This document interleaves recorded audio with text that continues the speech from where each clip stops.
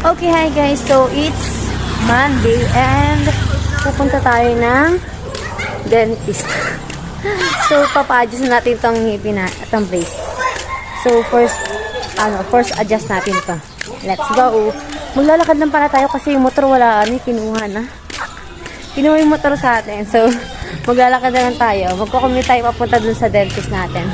Let's go. By the way, time check, it's 3 p.m. So, dapat kanina pa ako nakaalis. Nagka-problema kasi. Kaya, ayan, inabot na alas 3 talaga.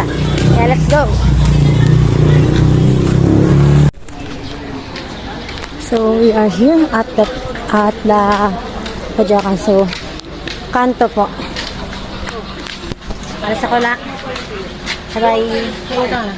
Diyan, magpapa-adjust. Magpapa-adjust na. Let's go. So guys, time check is 3:24. So hindi pa tayo sure kung anong oras tayo makakarating doon. Anong oras na. Nag-delay na yung alis natin. So, let's go. So yan guys. Naghihintay na tayo ng isang pasahero. Let's go.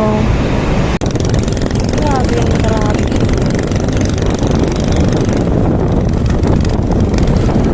So here we are at Sabungan. So wala pa tayong sasakyan ng jeep dyan. Ayun, may jeep na. Kaya let's go.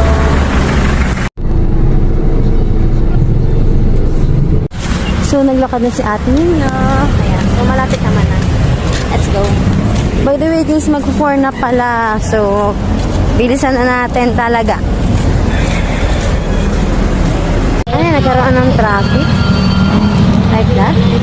Look at that. Tawag na chismosa. Tara na. Anong oras na? Joke lang. Let's go.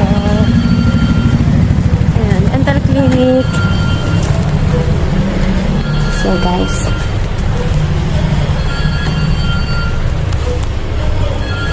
So guys, nakalak na. Okay. Magpapa-adjust po. Ay, wala akong dentist today. Bukas po na.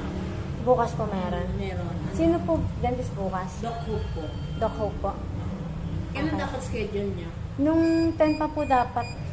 Pwede po Balik bukas. ka. 9 to Sige 5 po. ang clinic. 9 a.m. po. Hanggang 12 p.m.